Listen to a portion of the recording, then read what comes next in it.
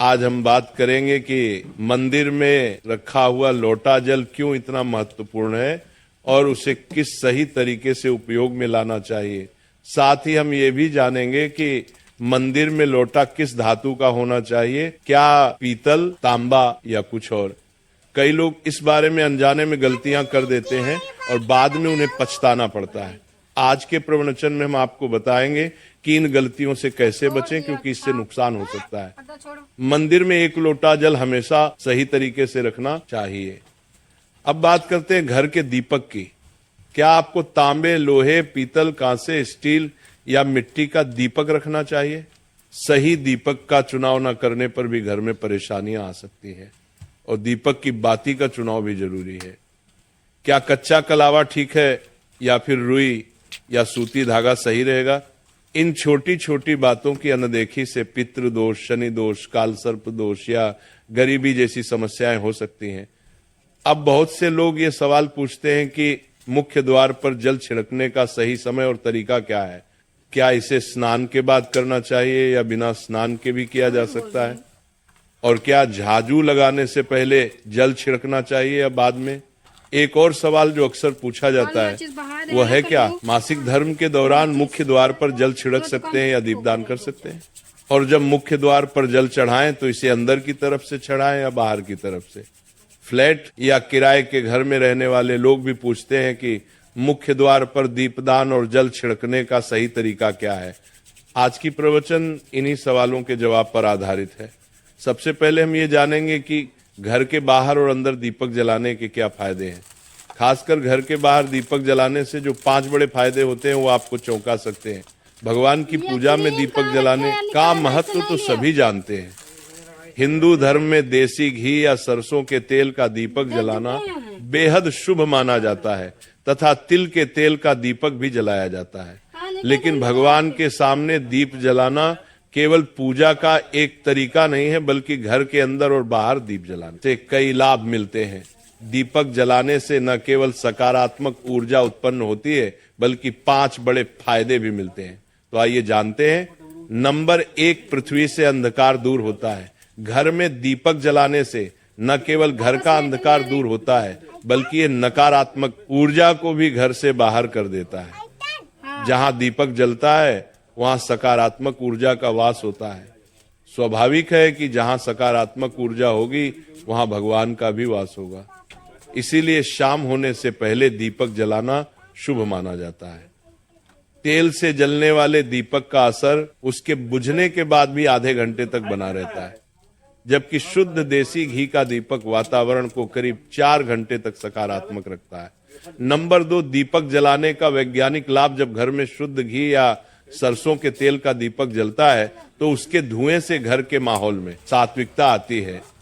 यह धुआं हानिकारक कणों को नष्ट करता है और वातावरण को शुद्ध बनाता है। नंबर 3, सुख समृद्धि का वास। जिस घर में भगवान के सामने दीप जलाया जाता है वहां माता लक्ष्मी की कृपा बनी रहती है। ऐसे घर में सुख समृद्धि का वास होता है। दीपक को पूर्व दिशा में रखने से व्यक्ति दीर्घायु होता है और उत्तर दिशा में रखने से धन संपन्नता बढ़ती है। दीपक न केवल घर के अंधकार को दूर करता है, बल्कि हमारे जीवन को भी प्रकाश की ओर ले जाता है। नंबर 4, बीमारियों को दूर भगाने में मदद। घर में दीपक जलाने से बीमारियां आसपास नहीं भटकती। परिवार के सभी सदस्यों को स्वास्थ्य लाभ मिलता है। खासकर अगर दीपक के साथ एक लौंग भी जला दी जाए तो इसका असर 2 गुना हो जाता है। यह त्वचा संबंधी बीमारियों को दूर करने में मदद करता है। नंबर 5, शुभ शक्तियों को आकर्षित करना। सनातन धर्म के अनुसार जिस घर में सुबह शाम दीप जलाया जाता है वहां कभी अंधकार नहीं होता। ऐसा घर शुभ शक्तियों को आकर्षित करता है। जलता हुआ दीपक शुभ शक्तियों को चुंबक की तरह खींचता है, जो घर के लिए अत्यंत लाभकारी होता है। अब जानते हैं कि मुख्य द्वार पर जल छिड़कने का सही समय और विधि क्या है। अगर आप मुख्य द्वार पर जल चढ़ाते हैं तो आपको ये ध्यान रखना है कि जल को रात में सोने से पहले एक पात्र में भरकर रखना चाहिए।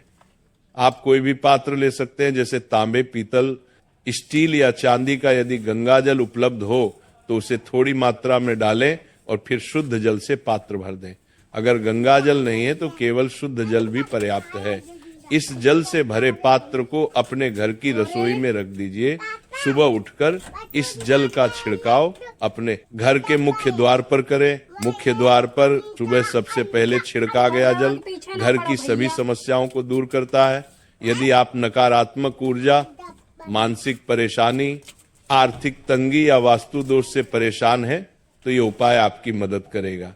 रसोई में रखा जल मुख्य द्वार पर छिड़कने से आपके घर की परेशानियां समाप्त हो सकती हैं। ये उपाय न केवल वास्तु दोष और पितृ दोष को समाप्त करता है, बल्कि तंत्र मंत्र या बुरी नजर के प्रभाव को भी खत्म करने में सहायक है। इस उपाय को नियमित करने से घर में सुख समृद्धि बनी रहती है और बीमारियों से भी मुक्ति मिलती है। आपको ये जल सूर्योदय से पहले मुख्य द्वार पर छिड़कना चाहिए। अगर सूर्योदय के बाद आप मुख्य द्वार को अन्य जल से धोना चाहे तो ये कोई समस्या नहीं है, लेकिन ये विशेष जल सूर्योदय से पहले ही छिड़क दिया जाना चाहिए। अब कई लोग पूछते हैं कि क्या ये जल छिड़कने से पहले स्नान करना जरूरी है या बिना स्नान किए भी इसे किया जा सकता है? देखिए, जो जल हम सुबह मुख्य द्वार पर छिड़कते हैं वो एक महत्वपूर्ण उपाय है। इसे स्नान करने के बाद करना आवश्यक नहीं है। सुबह जल्दी उठें, सबसे पहले रसोई में जाएं और पहले से रखे जल को लेकर मुख्य द्वार पर जाएं। मुख्य द्वार खोलें और इस जल का छिड़काव करें। जल छिड़कते समय अपने पितरों और माँ लक्ष्मी का ध्यान जरूर करें। ऐसा कहा जाता है कि सुबह सुबह माँ लक्ष्मी हर घर के द्वार पर आती हैं। जिन घरों के द्वार खुले होते हैं और जहां जल का छिड़काव किया गया होता है, वहां माँ लक्ष्मी प्रवेश करती है। जल छिड़कते समय अपने मन में माँ लक्ष्मी से प्रार्थना करें, माँ लक्ष्मी कृपया मेरे घर में प्रवेश करें, मैं आपका स्वागत करने के लिए तैयार हूं। इसके बाद पितरों का ध्यान करें, क्योंकि घर की दहलीज को पितरों का वास स्थान माना जाता है। जब आप दहलीज पर जल छिड़कते हैं तो पितर प्रसन्न होते हैं और उनका आशीर्वाद आपको मिलता है। स्नान करने की आवश्यकता नहीं है, आप बिना स्नान किए भी ये कार्य कर सकते हैं। अब आपके अगले प्रश्न की बात करें, क्या जल का छिड़काव झाड़ू लगाने के बाद करना चाहिए या पहले? इसका उत्तर यह है कि सुबह उठने के बाद सबसे पहला कार्य जल का छिड़काव करना चाहिए। इसके बाद आप झाड़ू लगा सकते हैं। सुबह उठते ही सबसे पहले बिस्तर पर बैठकर अपने दोनों हथेलियों को देखें और माँ लक्ष्मी का ध्यान करें। यदि चाहे तो निम्न मंत्र का उच्चारण कर सकते हैं। कराग्रे वस्ते लक्ष्मी कर मध्य सरस्वती कर मूल तू ब्रह्मा प्रभाते कर दर्शनम। फिर दोनों हाथ जोड़कर देवी देवताओं को प्रणाम करें। इसके बाद हाथ से धरती को स्पर्श कर प्रणाम करें और धीरे से अपना दाहिना पांव जमीन पर रखें। फिर रसोई में जाकर जल लें और मुख्य द्वार पर जल छिड़कें। जल छिड़कते समय मां लक्ष्मी और पितरों का ध्यान अवश्य करें। उसके बाद आप अपने घर के अंदर आकर अपनी दिनचर्या जैसे झाड़ू लगाना, स्नान करना आदि कर सकते हैं। अब कुछ लोगों का यह सवाल होता है कि क्या जल छिड़कने के बाद मुख्य द्वार की सफाई की जा सकती है? तो हां, आप ऐसा कर सकते हैं। पहले रसोई में रखा जल मुख्य द्वार पर छिड़क दें। इसके बाद अतिरिक्त पानी लेकर मुख्य द्वार की अच्छे से सफाई झाड़ू या पानी से कर सकते हैं। कुछ लोग पूछते हैं कि अगर वे फ्लैट या किराए के कमरे में रहते हैं तो जल का छिड़काव और दीपदान कहां करें? तो इसका उत्तर यह है कि आप जहां रहते हैं वहां के मुख्य द्वार को ही माने। मतलब जिस दरवाजे पर आपका नाम लिखा हो या नेम प्लेट लगी हो, वही जल छिड़कें और दीपदान करें। अगर आपके पास एक ही कमरा है तो कमरे के दरवाजे को मुख्य द्वार माने और वहीं पर यह उपाय करें। अब अगला सवाल यह है कि क्या मासिक धर्म के दौरान मुख्य द्वार पर जल छिड़का जा सकता है और दीपदान किया जा सकता है? जल छिड़कने के लिए मासिक धर्म का कोई असर नहीं होता। आप जल छिड़क सकती हैं, लेकिन दीपदान कार्मिक पूजा में आता है, जो बिना शुद्धता के नहीं किया जा सकता। इसका मतलब यह है कि मासिक धर्म समाप्त होने के बाद ही दीपदान करें। इसके अलावा कुछ लोग पूछते हैं कि मंदिर में जल रखना जरूरी है या नहीं, और रखा हुआ जल क्या करना चाहिए? तो शास्त्रों के अनुसार घर के मंदिर में एक लोटा जल रखना बहुत जरूरी है। जल ऊर्जा को संचित करता है। जब आप पूजा करते हैं, मंत्र जपते हैं या भगवान से प्रार्थना करते हैं, तो इन सभी की ऊर्जा उस जल में समाहित हो जाती है। यही कारण है कि मंदिर में जल रखना आवश्यक है। सुबह की पूजा के दौरान 1 लोटा जल मंदिर में रखें और दीपक जलाएं। यह अग्नि और जल के संतुलन का प्रतीक है। पूजा के बाद इस जल का उपयोग शुभ कार्यों में करें, जैसे पौधों में डालना या घर में छिड़काव करना। यह सकारात्मक ऊर्जा को बढ़ाता है। सुबह की पूजा के समय हम मंदिर में जल रखते हैं। अगली सुबह जब आप पूजा करने जाते हैं तो सबसे पहले उस जल का उपयोग करें। आप पूरे घर में उस जल का छिड़काव कर सकते हैं। ये जल आपके घर को शुद्ध करता है, क्योंकि ये सकारात्मक ऊर्जा से भरा होता है। इससे कई बीमारियां भी दूर हो जाती हैं और घर में नकारात्मक ऊर्जा का प्रवेश नहीं होता। अगर आप नियमित रूप से इस जल का छिड़काव करते हैं तो आपके घर की समस्याएं धीरे धीरे खत्म हो जाती हैं। कभी कभी लोग ये शिकायत करते हैं कि दवाइयां असर नहीं करती। ऐसे में अगर दवाइयों के साथ साथ रोगी को इस जल से पानी दिया जाए तो दवाइयां जल्दी असर करने लगती हैं। इसी तरह अगर परिवार में कलह और झगड़े रहते हैं तो परिवार के सभी सदस्य इस जल को थोड़ा थोड़ा पी सकते हैं। इससे धीरे धीरे सकारात्मक विचारों का प्रवाह शुरू होता है और घर में शांति और समन्वय आता है। अगर आपका कोई व्यापार है या दुकान है तो इस जल का थोड़ा सा छिड़काव वहां भी करें। यह आपके व्यापार को सफल बनाता है और किसी भी तरह की परेशानी से बचाता है, क्योंकि यह जल बेहद सकारात्मक ऊर्जा से भरा होता है। अब बात करते हैं कि मंदिर में जल क्यों रखा जाता है। जल को अमृत माना जाता है और यह देवी देवताओं के लिए विशेष महत्व रखता है। मंदिर में 1 लोटा जल रखना उतना ही आवश्यक है जितना कि आप रोजाना भोजन करते हैं। जब हम भगवान की पूजा करते हैं तो तांबे या पीतल के पात्र में 1 लोटा जल जरूर रखना चाहिए। ये जल एक सागर की तरह होता है और हमारे जीवन के दुखों को समाप्त करने में मदद करता है। यदि कोई व्यक्ति भगवान को रोजाना भोजन नहीं कर सकता तो वो मंदिर में 1 लोटा जल रख सकता है, जिससे उसकी पूजा पूरी होती है, ताकि भगवान इसे ग्रहण करें। और ये जल रूपी प्रसाद अगले दिन सुबह आप प्रसाद समझकर ग्रहण करें। लेकिन याद रखें, मंदिर में रखा जल कभी भी तुलसी में अर्पित नहीं करना चाहिए, क्योंकि यह जल सभी देवी देवता ग्रहण करते हैं। हाँ, अगर आपके घर में लड्डू गोपाल या राधा कृष्ण हैं और आप 1 लोटा जल उनके लिए अर्पित करते हैं तो आप अगले दिन यानी सुबह के समय वो जल तुलसी में चढ़ा सकते हैं। मंदिर में रखा जल अगले दिन यानी सुबह अपनी आंखों को धोने के लिए प्रयोग करें। इससे आंखों की रोशनी बढ़ती है और आंखों की बीमारियां दूर होती हैं।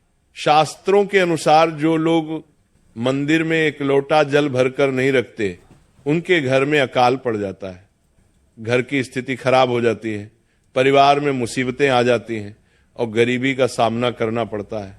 आप चाहे तो 1 लोटा जल में फूल आदि डालकर रख सकते हैं, जो बहुत शुभ माना जाता है। मंदिर में रखा जल का एक और उपयोग ये है कि इसे घर की रसोई में, खाना बनाने में या पीने में भी प्रयोग कर सकते हैं। लेकिन यह जल तभी इस्तेमाल करें जब आपके घर में सात्विक भोजन बनता हो। अगर लहसुन या प्याज का इस्तेमाल होता है तो इस जल का प्रयोग खाना बनाने में नहीं करें। इस जल को परिवार के सभी सदस्य थोड़ी मात्रा में पी सकते हैं और बचा हुआ जल आप घर के पौधों में डाल सकते हैं। ये जल व्यर्थ नहीं होता, इसके बहुत सारे उपयोग होते हैं। अगर हम सही तरीके से इसका प्रयोग करें तो ये हमारे जीवन की परेशानियां को सुलझा सकता है। मंत्रों से अभिमंत्रित, विप्तराम को मंत्रों से अभिमंत्रित जल बहुत शक्तिशाली होता है और हमारे घर के मंदिर में रखा जल देवताओं का आशीर्वाद होता है, क्योंकि वह हमेशा देवताओं के पास होता है। इस जल में सभी नकारात्मक शक्तियां समाहित होती हैं और अगर हम इसका सही प्रयोग करें तो यह हमारे जीवन में सकारात्मक परिवर्तन ला सकता है। मतलब आप जल को पीने, खाना बनाने, घर में छिड़काव करने में इस्तेमाल करते हैं तो इससे हमारी समस्याओं का समाधान होता है। और अगर कोई भी कार्य नियमित तौर पर किया जाता है तो हमें उसका लाभ जरूर मिलता है। कभी कभी करेंगे तो उतना लाभ दिखाई नहीं देगा, लेकिन अगर आप नियम बना ले कि हर रोज उसी जल से घर में छिड़काव करना है, घर के हर व्यक्ति को थोड़ा थोड़ा पीने के लिए देना है, बचा हुआ जल पौधों में डालना है, दुकान पर छिड़कना है, व्यापारिक स्थल पर छिड़काव करना है, बच्चों की किताबें और तिजोरी में छिड़काव करना है, तो आपको निश्चित ही चमत्कार देखने को मिलेगा। इसी तरह से जो रसोई में रखा हुआ जल होता है, उसका छिड़का आप अपने घर के मुख्य द्वार पर रखें तो इसका लाभ बहुत जल्दी दिखाई देगा। लेकिन इसे अपने रूटीन में शामिल करना होगा और प्रतिदिन नियम से ये कार्य करना होगा, तभी आपको लाभ मिलेगा। कई लोगों के सवाल होते हैं कि मंदिर में रखा जल जब हम अगले दिन उठाते हैं तो उसमें कभी कभी कीड़े मकोड़े पड़ जाते हैं, तो क्या हम उसे ढक सकते हैं? हाँ, आप उसे पूजा के बाद किसी प्लेट या कटोरी से ढक सकते हैं। जब आप अगले दिन उस जल को उठाएंगे तो वह बिल्कुल शुद्ध और साफ सुथरा होगा।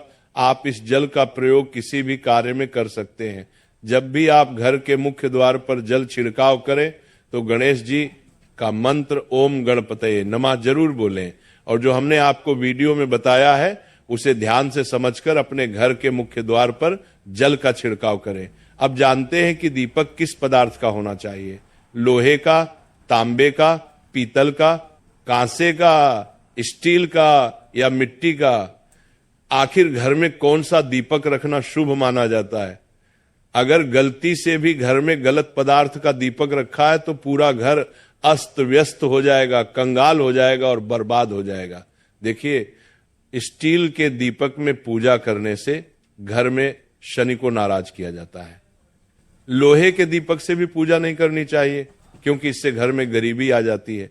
बाजार में लुभाने के लिए कांच के दीपक भी आ गए हैं, लेकिन बिल्कुल भी गलती से भी घर में कांच का दीपक ना लाएं, नहीं तो राहु केतु आपके घर में आ सकते हैं और घर बर्बाद हो सकता है। कांच का दीपक शनि और राहु को नाराज करता है। तांबे का, पीतल का और मिट्टी का दीपक धन की देवी लक्ष्मी को आकर्षित करता है। घर में कोई भी अन्य प्रकार का दीपक लाना सही नहीं माना जाता। पीतल और मिट्टी के दीपक को शुभ और मंगलकारी माना जाता है क्योंकि यह शनि और राहु केतु को प्रसन्न रखता है। साथ ही मंगल ग्रह का भी असर कम करता है। कच्चा कलवा और रुई से जलने वाला दीपक सर्वोत्तम होता है। जो लोग सूती धागे से हाथ पर बांधने वाली बाती तैयार करते हैं उनके घर में समस्याएं और गरीबी आ सकती हैं। रुई और कच्चा कलवा का दीपक ही शुभ माना जाता है। अब जानते हैं मंदिर में घंटी क्यों बजाई जाती है? शंकर के मंदिर में घंटी बजाने का उद्देश्य क्या है? तालियां बजाई जाती है। शास्त्रों के अनुसार जब भी आप मंदिर या घर में घंटी बजाते हैं तो शिव महापुराण, लिंग पुराण और विष्णु पुराण में कहा गया है कि घंटी का नाद करते ही जितने तीर्थ हैं, साधक जो साधना कर रहे हैं, जप और तप हो रहे हैं, जितने दान किए जा रहे हैं, उन सभी पुण्यों का फल उस समय आपके खाते में जमा हो जाता है। अब मंदिर में ताली बजाने का महत्व भी समझे। जब लोग भजन कर रहे होते हैं, साधना में होते हैं, अभिषेक कर रहे होते हैं या पूजा में व्यस्त होते हैं तो 3 बार ताली बजाने से उनका पूरा पुण्य हमारे खाते में आ जाता है, जिससे हमारा भाग्य उज्जवल हो जाता है। एक महत्वपूर्ण बात यह है कि घर में गरुड़ घंटी का नाद करना बेहद शुभ माना जाता है, मगर बच्चों को खेल के तौर पर घंटी नहीं दी जाती क्योंकि घंटी का नाद करते समय सभी का पुण्य हमारे खाते में आ जाता है। इसलिए घंटी का नाद केवल पूजा और भजन के समय ही करना चाहिए, इसे खेल खिलौने के रूप में न ले। मंदिर में घंटी बजाने का तरीका भी महत्वपूर्ण है। यह हमेशा प्रेम और श्रद्धा से बजानी चाहिए, न कि जोर जोर से। कई बार लोग मंदिर का पट बंद होने के बाद भी घंटी बजा देते हैं, जिससे पाप लगता है। अगर भगवान मंदिर में विश्राम कर रहे हैं तो उसे समय घंटी बजाना घोर पाप माना जाता है। मंदिर बंद होने पर घंटी को रस्सी से बांध दिया जाता है ताकि वह न बजे। घंटी बजाने का सबसे शुभ समय सुबह 4 बजे से लेकर 11 बजे तक होता है क्योंकि यह समय अत्यंत मंगलकारी होता है। इसके अलावा शाम 6 बजे से रात 11 बजे से पहले भी घंटी बजाई जा सकती है। रात 12 बजे के बाद मंदिर के पट बंद कर दिए जाते हैं और देवी देवता विश्राम करते हैं। इस समय घंटी बजाना पुण्य के बजाय पाप का कारण बन सकता है। आज की प्रवचन आप